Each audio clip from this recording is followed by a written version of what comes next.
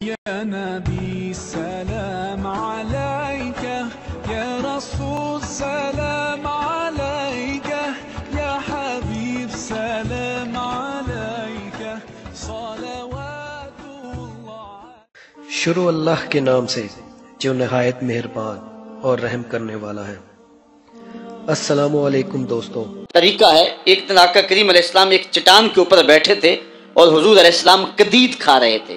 یہ خشک گوشت جو کر کے اس کو بعد میں جب پکایا جاتا ہے تو اس کو قدید کہتے ہیں، یا سرید تھی، حضور کھا رہے تھے تو ایک خاتون وہ گزری اور اس کے بارے میں اہل علم کہتے ہیں کہ وہ بڑی زبان دراز تھی اور وہ مردوں کو بھی ایسی ایسی باتیں کرتی کہ لوگ جو ہے وہ اس کی شر سے بچا کرتے تھے۔ تو اس نے کہا کہ آپ تو ایسے کھا رہے ہیں جس طرح کے عبد کھاتے ہیں۔ تو حضور علیہ السلام نے فرمایا اگر میں عبد نہیں ہوں تو کون عبد ہے؟ فرمایا میں سب سے بڑا عبد ہوں۔ تو جب یہ بات سنی تو اس کے قدم رک گئے اور اس نے حضور علیہ السلام کی خدمت میں عرض کی کہ حضور آپ پھر اکیلے ہی کھا رہے ہیں، مجھے بھی کھلائیں۔ تو حضور نے ایک لقمہ اٹھایا، فرمایا لو تم بھی کھا لو۔ تو اس نے کہا یہ نہیں، بلکہ جو آپ کے منہ میں ہے میں وہ کھانا چاہتی ہوں۔ تو حضور علیہ السلام نے اپنے منہ کا نوالا نکال کر کے اس کے منہ میں ڈال دیا۔ تو کہتے ہیں کہ اس کے بعد کبھی بھی اس کی زبان پر کبھی فحش بات آئی نہیں تھی۔ حضور کے جوتے کی وہ برکت تھی اور اس کا وہ فیضان تھا کہ اس کے اندر ایسی روشنی ہو گئی۔ پہلے وہ سخت لعان تھی، گالیاں دینے والی تھی اور فحش گفتگو کرنے والی تھی، لیکن حضور علیہ السلام کے جوتے کی برکت سے اللہ تعالیٰ جل شانہ نے اس کی زبان کو حسن بھی دے دیا اور جمال بھی عطا فرما دیا۔ تو حضور علیہ السلام کی عادت تھی کہ آقا کریم زمین پہ بیٹھ کے کھاتے، جھک کے کھاتے، فرماتے میں ایسے کھاتا ہوں جس طرح عبد کھاتے ہیں۔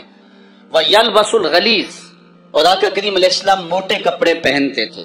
باریک ترین کپڑے پہننے سے حضور نے گریز کیا ہے اور یہ علامت تکبر ہے کہ باریک ترین لباس پہنا جائے۔ تو حضور موٹا لباس پہنتے تھے۔ وَيَرْكَبُ الْحِمَارَ، اور آقا کریم علیہ السلام دراز گوشت کے اوپر سوار ہوتے تھے۔ ویسے اگر حضور سے نسبت نہ ہو تو گدھا کہیں گے، اب نسبت میرے رسول سے ہو گئی ہے تو اس کا نام ہی بدل گیا۔ بلکہ حضور علیہ السلام جس دراز گوشت کے اوپر سوار ہوتے تھے اس کا نام یافور تھا، اور اہل محبت اس کو محبت سے حضرت یافور کہتے ہیں۔ اور وہ صرف دراز گوشت ہی نہیں تھا، حضور کا پیغام رساں بھی تھا۔ کسی صحابی کو حضور نے بلانا ہوتا تو اس کو کہتے کہ فلاں کو بلا کے لا، وہ جاتا اور جا کے اس کے دروازے کے ساتھ سر مارتا، دستک کی آواز سن کے صحابی باہر نکلتا تو دیکھتا کیا کہ حضرت یافور کھڑے ہیں، وہ سمجھ جاتا مجھے حضور بلا رہے ہیں۔ جب حضور علیہ السلام کا وصال ہو گیا تو وہ پاگلوں کی طرح مدینے کی گلیوں میں بھاگتا تھا، حتیٰ کہ قبیلہ بنو سلیم کے کنویں میں چھلانگ لگا کے اپنا خاتمہ کر لیتا ہے۔ جب حضور اس دنیا سے کوچ کر گئے ہیں تو ہم نے جی کے کیا لینا ہے؟ تو وہ دراز گوشت آقا کریم اس کے اوپر سواری کر لیتے تھے۔ بلکہ خیبر کے دن یہ یہودیوں کے ساتھ مقابلے کا دن تھا، لیکن اس اہم دن حضور علیہ السلام جس دراز گوشت کے اوپر سوار تھے اس کی جو نکیل تھی وہ کھجور کی رسی کی تھی اور کھجور کی چٹائی اس کے اوپر ڈالی ہوئی تھی۔ تو آقا کریم علیہ السلام اس بات میں کوئی باک اور کوئی شرمندگی محسوس نہیں کیا کرتے تھے۔ میں ایک دن ایک راستے میں کھڑا تھا کہ کوئی شخص مجھے دیکھ کر کے رکا، اپنی گاڑی پہ بٹھا لیا اور اس نے 5-6 مرتبہ مجھے کہا جی وہ بس آج میں بڑی گاڑی نہیں لا سکا، بس جلدی میں یہ چھوٹی گاڑی لے کر کے آیا ہوں۔ اسے بار بار شرمندگی ہو رہی تھی کہ یہ میری گاڑی چھوٹی ہے، لیکن ذرا دیکھیے جب انسان کے اندر فطرتاً چھوٹا پن نہ ہو اور وہ احساس کمتری کا شکار نہ ہو تو اس کے اندر یہ چیزیں نہیں ہوا کرتی تھی۔ حضور علیہ السلام دراز گوشت کے اوپر سوار بھی ہوتے تھے اور کسی کو اپنا ردیف بھی بنا لیتے، اور لازمی نہیں کہ کسی کو ردیف بنانے کے لیے حضور کسی عالی نسب شخص کا انتخاب کرتے، بلکہ غلاموں کو، لاچاروں کو اور انتہائی مسکین لوگوں کو حضور علیہ السلام اپنا ردیف بنایا کرتے تھے۔ بلکہ فتح مکہ کے دن، یہ اسلام کی عظمت کا اعلان کرنے کا دن ہے، اس دن حضور علیہ السلام کا ردیف کون تھا جو اتنا زیادہ عمر نہیں رکھتا تھا اور حضور کے پیچھے بیٹھے خوشی سے جھومنا چاہتا تھا، اور آقا کریم علیہ السلام کا سر انور یوں جھکا ہوا تھا کہ حضور علیہ السلام کے امامے کا کور جو ہے وہ اونٹنی کی کوہان کے ساتھ لگی ہوئی لکڑی کے ساتھ لگ رہا تھا، اور اس انداز سے حضور مکے میں داخل ہو رہے تھے۔ اور حضور کا اس دن ردیف، حضور کے ساتھ اس اہم دن سوار کون تھا؟ تو تاریخ کے اندر جواب ملے گا، وہ اسامہ بن زید تھا، حضور کا منہ بولا بیٹا حضرت زید بن حارثہ کا فرزند، جو حضرت ام ایمن کا بیٹا بھی ہے اور حضرت زید بن حارثہ کا بیٹا بھی ہے، رنگ سانولا ہے، ناک چپٹی ہے، حبشی نیاد ہے، لیکن آقا کریم علیہ الصلوۃ والسلام اس دن اس غلام زادے کو اپنی پشت پہ بٹھائے ہوئے ہیں۔ بلکہ تاریخ کے یہ اوراق بھی ہمارے سامنے ہیں، حضرت حسن رضی اللہ تعالیٰ عنہ حضور کے ایک زانو پہ کھیلتے تھے تو دوسرے زانو پہ حضرت اسامہ بن زید کھیلتے تھے، بلکہ حضور علیہ السلام ایک کندھے پہ حضرت امام حسن کو اٹھاتے ہیں تو دوسرے کندھے پہ حضرت اسامہ کو اٹھاتے ہیں۔ حضرت سید عائشہ رضی اللہ تعالیٰ عنہ فرماتی ہیں، ایک دن حضرت اسامہ رضی اللہ تعالیٰ عنہ کی ناک بہ رہی تھی، میں نے دیکھا کہ حضور علیہ السلام آگے بڑھے کہ میں اسامہ کی ناک صاف کر دوں، غلام زادے کی ناک صاف کر دوں، تو میں نے عرض کی حضور آپ رہنے دیں، میں صاف کر دیتی ہوں۔ تو حضور نے فرمایا، اے عائشہ، اسامہ سے میں بھی پیار کرتا ہوں، اسامہ سے تو بھی پیار کیا کر۔ غلام زادوں کے ساتھ محبتوں کا یہ عالم اور اس انداز کے ساتھ پیار کا یہ روپ، یہ حضور علیہ السلام نے ہی سکھایا ہے اور یہ حضور کی زندگی کا ہی روپ ہے۔ حضرت حسن فرماتے ہیں، وَيَرْكَبُ الْحِمَارُ وَيَرْدِفُ خَلْفَهُ وَيَلَاقُ يَدَهُ، اپنے پیچھے حضور کسی شخص کو بھی سوار کیا کرتے تھے اور پھر حضور کھانے کے بعد اپنی انگلیاں بھی چاٹ لیا کرتے تھے اور اس میں کچھ شرم محسوس نہیں فرمایا کرتے تھے۔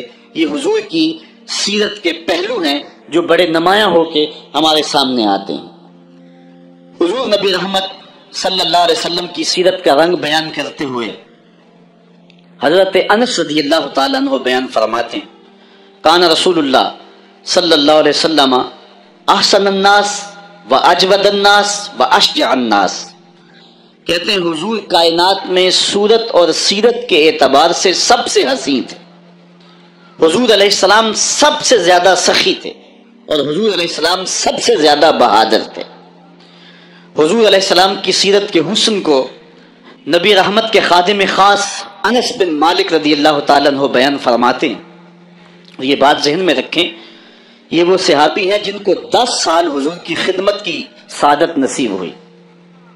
8 سال کی عمر تھی کہ جب حضور مدینے میں تشریف لائے تو حضرت ام سلیم جو حضرت انس کی والدہ ہیں حضور کی خدمت میں نے پیش کر گئے، حضور یہ بیٹا ہے، گھر کا کام کاج کیا کرے گا، ضرورت پڑے تو اس کو کہیں بھیج لیا کرنا، یہ آپ کی نوکری کیا کرے گا۔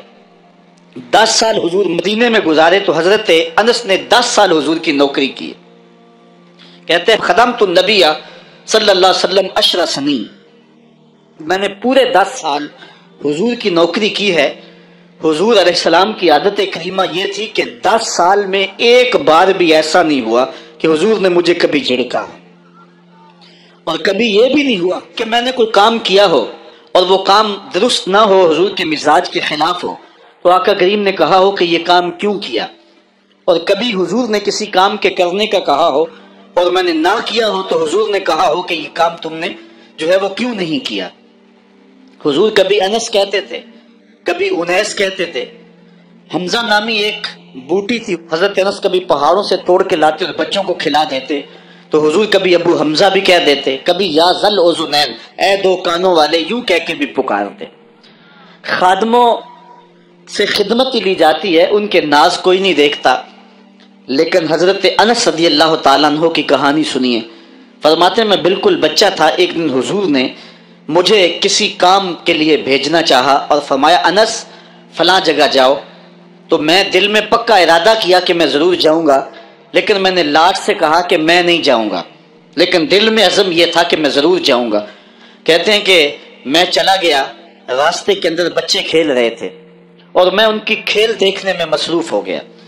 آقا کریم علیہ الصلوۃ والسلام نے جس کام کی طرف مجھے بھیجا تھا، باوجود عزم رکھنے کے میں ادھر نہ جا سکا اور بچوں کے کھیلنے کی اس کیفیت کے اندر میں بھی لگ گیا۔ کہتے ہیں تھوڑی دیر ہوئی تو کسی نے آ کر مجھے پیچھے سے گدی سے پکڑ لیا، میں نے پلٹ کے دیکھا، فائزہ ہوا رسول اللہ صلی اللہ علیہ وسلم، تو وہ اللہ کے رسول صلی اللہ علیہ وسلم تھے۔ تو آقا کریم علیہ السلام نے فرمایا کہ اے انس، میں تجھے جس کام کے لیے بھیجا ہے تم گئے نہیں ہو، تو میں نے عرض کی حضور میں بس جانے ہی لگا ہوں۔ تو اس طرح سے غلام ہو کر بھی حضور کے ساتھ یوں لاڈ اور ادائیں کر لیا کرتے تھے. بلکہ حضور علیہ السلام کے ایک صحابی تھے، آقا کریم علیہ السلام کے ساتھ مزاح کر لیا کرتے تھے. نام ظاہر تھا، ایک بستی کے رہنے والے تھے، وہاں سے آتے اور حضور کی خدمت کے اندر ہدیے پیش کرتے. آقا کریم شہر کی چیزیں انہیں عنایت کرتے. ایک دن وہ بازار میں گھاس بیچ رہے تھے، حضور پیچھے سے گئے چپکے سے اور جا کے حضور نے ان کی کولی بھر لی. کولی بھرنے کا مطلب یہ ہے کہ چپکے سے جا کر اس کو احساس دیے بغیر اس کی آنکھوں پہ ہاتھ رکھ لیا جائے اور یہ اسے اشارتاً کنایتاً پوچھا جائے کہ بتاؤ میں کون ہوں. یہ کسی کی محبت کو پرکھنے کے لیے کیا جاتا ہے کہ ہر وقت کہتے ہو کہ میں تمہارے خیال میں رہتا ہوں، اب بتاؤ میں کون ہوں. تو حضرت ظاہر گھاس بیچ رہے تھے، حضور پیچھے سے گئے اور چپکے سے جا کے ان کی آنکھوں پہ ہاتھ رکھ لیا. اب حضور کے ہاتھ آنکھوں پہ آئے ہوں اور پتہ نہ چلے کس کے ہاتھ آئے ہیں. اللہ اکبر. لیکن حضرت ظاہر نہیں بولتے. میں کہتا ہوں انہوں نے کبھی بھی نہیں بولنا تھا. میاں صاحب نے کیا خوب کہا کہ سفنے دے وچ ماہی ملیا تے گل وچ پا لیاں باواں تے ڈر دی ماری اکھ نہ کھولا متا پھر وچھڑ نہ جا. بلکہ جب انہیں یقین ہو گیا کہ میرے حضور ہیں تو انہوں نے اپنی پشت پیچھے کر کے حضور کے سینے سے جوڑ کے رگڑنا شروع کر دی. پھر حضور نے خود فرمایا کہ اس غلام کو کون خریدے گا؟ اس نے عرض کی حضور مجھے کس نے خریدنا، میں تو بہت سستا ہوں. فرمایا تو اللہ کے نزدیک بہت مہنگا ہے. اس طرح ایک اور صحابی کے بارے میں آتا ہے کہ وہ حضور سے مزاح کر لیا کرتا تھا. آقا کریم علیہ الصلوۃ والسلام کے لیے مختلف تحائف لا کے پیش کرتا. وہ گھی یا کوئی تیل یا بازار سے منڈی سے کوئی نیا پھل آتا تو خرید کے حضور کی خدمت میں پیش کر دیتا. آقا کریم اس تحفے کو قبول فرما لیتے، خود بھی کھاتے، صحابہ کو کھلاتے، اس کو دعا دیتے. 2-4 دن کے بعد جس سے سودا لیا ہوتا، ادھار لیا ہوتا، وہ پیسے مانگتا، بازو سے پکڑ کے حضور کی خدمت میں لے آتا. حضور یہ پرسوں ترسوں آپ نے وہ چیز نہیں کھائی تھی، وہ پھل نہیں استعمال فرمایا تھا، یہ اس کی قیمت مانگ رہا ہے. حضور فرماتے تو نے مجھے تحفہ نہیں دیا. عرض کرتا غریب آدمی ہوں، تحفہ کیسے دے سکتا ہوں، میں نے سوچا سب سے پہلے حضور ہی کھائیں گے. تو حضور قیمت بھی ادا کر دیتے اور خوش بھی ہوتے اور دعائیں بھی دیتے. تو یہ حضور کا انداز کرم ہے. حضرت ابو ہریرہ فرماتے ہیں کہ حضور ہم سے کھیل کود کر لیا کرتے تھے. میں نے ایک دن کہا یا رسول اللہ انکا تداعبنا، آپ ہم سے کھیل کود کر لیتے ہیں؟ تو حضور نے فرمایا کہ میں کھیل کود کے اندر بھی سوائے حق کے علاوہ کچھ نہیں کہتا. میں تم سے مزاح بھی کر رہا ہوتا ہوں، میری زبان پر حق اور صداقت ہی جاری رہتی ہے. یہ حضور کا انداز کرم تھا. علماء نے اس بات کو لکھا ہے اگر حضور کی طبع کے اندر یہ شگفتگی نہ ہوتی، حضور کی طبیعت کے اندر، مزاج کے اندر یہ شگفتگی نہ ہوتی، حضور تبسم کرنے والے نہ ہوتے، کوئی بندہ حضور علیہ السلام کو دیکھنے کی تاب ہی نہ رکھتا اور حضور سے اخذ فیض ہی نہ ہو سکتا. آقا کریم علیہ السلام کے سامنے کوئی ٹھہر ہی نہ سکتا، جو تھا نبوی جلال اس کی کوئی تاب نہ لا سکتا. اس لیے حضور علیہ السلام جب تنہا ہوتے تو حضور کے اوپر رکت طاری ہوتی، اور جب صحابہ کے سامنے ہوتے تو حضرت عائشہ فرماتی ہیں میں نے حضور سے زیادہ مسکرانے والا شخص زمانے میں دیکھا ہی نہیں. کثرت کے ساتھ حضور علیہ السلام مسکرایا کرتے تھے. حضرت عبداللہ ابن مسعود رضی اللہ تعالیٰ عنہ سے ایک روایت سنیے. وہ فرماتے ہیں کہ ایک دن حضور تشریف فرما تھے اور کوئی شخص آیا تو اس نے اچانک جب حضور کو دیکھا تو اس کا بدن تھر تھر کانپنے لگا. چونکہ حضور علیہ السلام اپنے دھیان بیٹھے ہوئے تھے اور حضور کے چہرے پہ سبسکرائب کیجئے ہمارے چینل اور دبائیے بیل کا آئیکن تاکہ آپ کو ریگولر نوٹیفیکیشن اپڈیٹس مل سکے. یا نبی سلام علیکہ، یا رسول سلام علیکہ، یا حبیب سلام علیکہ، صلوات